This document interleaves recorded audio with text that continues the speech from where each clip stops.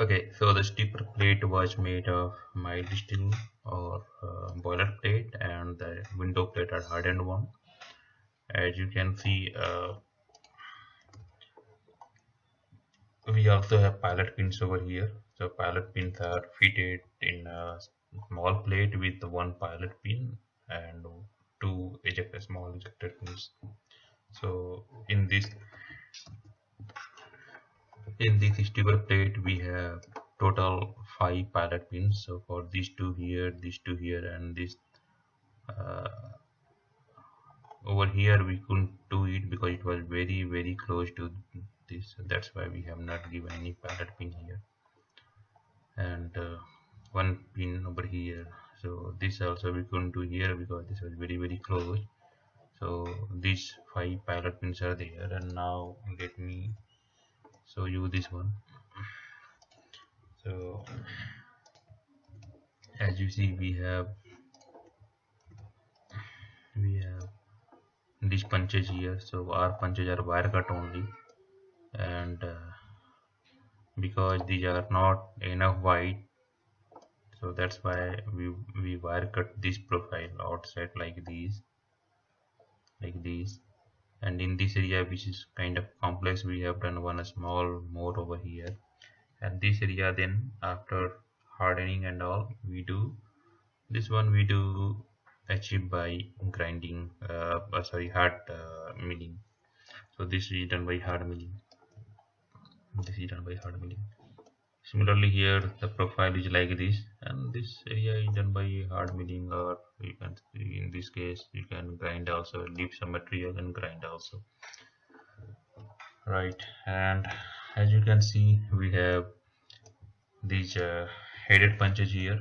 Right, the headed punches are fixed into this small retainer, and that's fixed into this one. So you have this being bolted and doubled with the backup plate. So that's what from all around. Now let me show you one thing here. See, so if in case you need to replace this while the press dies inside the press, so you just take out the window plate and you can pull it out, you can pull it out, you can pull it out, it will come out, right? So that's how we have to do, and that's how we have designed everything. Here you can see one jack screw, so take out the screws and use jack screw to pull it out. And now here this is the crash form. So this is the upper crash form, the steel here, right? Then this is the upper trim steel. Let me, so in this case the this is my window insert here after form, and this is my upper trim steel. So this is upper trim steel, as you can see, right? And we have this piercing punches. So we have bolted and screwed like that, and we have gas springs, guide elements, everything provided here. Now in this case where we do all the flange up, so actually this is the very first design what we did, and so you might find that certain issues here, and that's also a point which will show you. So we are doing this in this design, we were doing this flange up by pad insert, which is not recommended. We don't recommend to use pad insert to flange up or flange down. Here this one is flange down still, and the hole is restrike. This is the final. So you can see my pad is divided into three, same design, same construction, right? Here you can also see one additional guide is given, right, for the upper pad. So that is why, because we are doing this flange up using the pad insert, so it will have uneven thrust all around. So that's why, to counter that thrust, we have given these local pad guides, blah. Right, so that's in nutshell. And let me show you the design review what we had at that point of time for this. So here is the design review.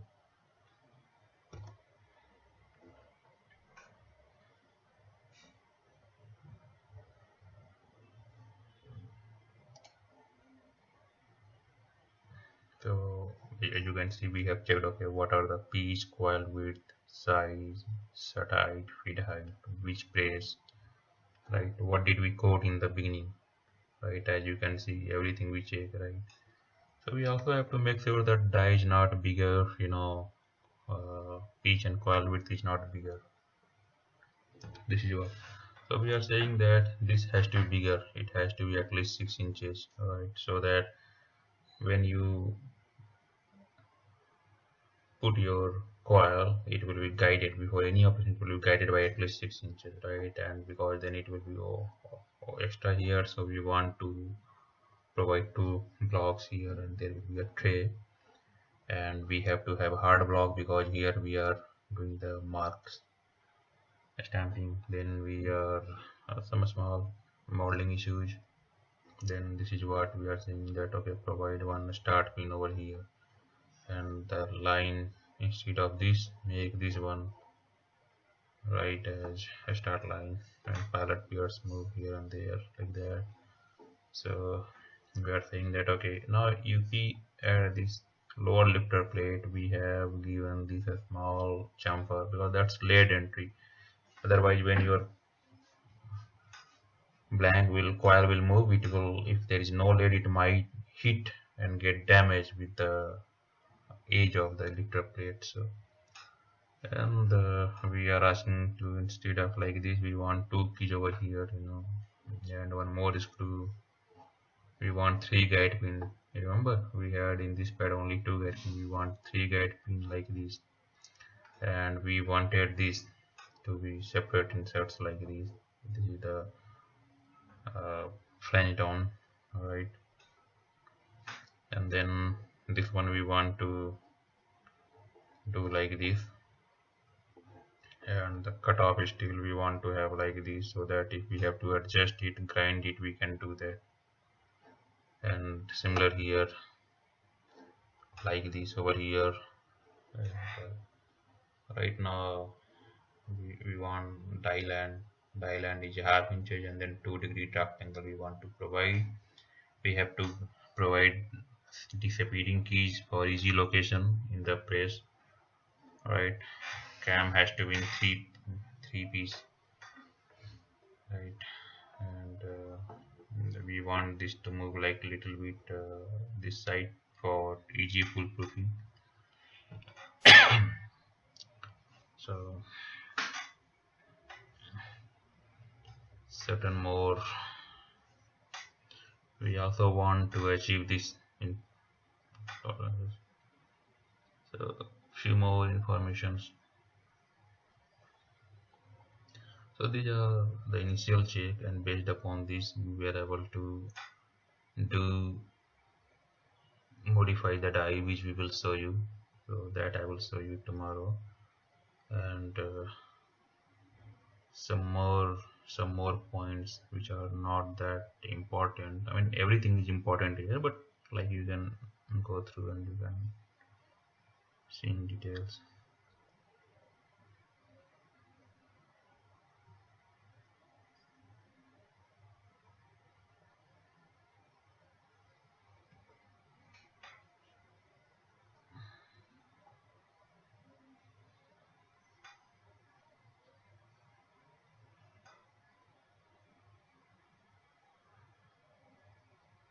But you can see we want certain receivers, slip type pilot receiver for the pilot also here,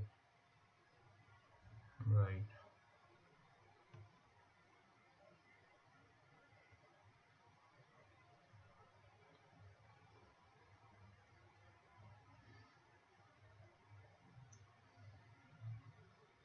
So you can see we also, even though the script was approved, but in the die design, based upon structure and everything, robustness and repeatability, we do some process change as well. Like this was flat in my strip layout, but here we are in this area, we want to do initial bend, we want to include that, right? And the steel has to be like this. So Now we want all these three to be like insert type, as you can see. So this was my design review.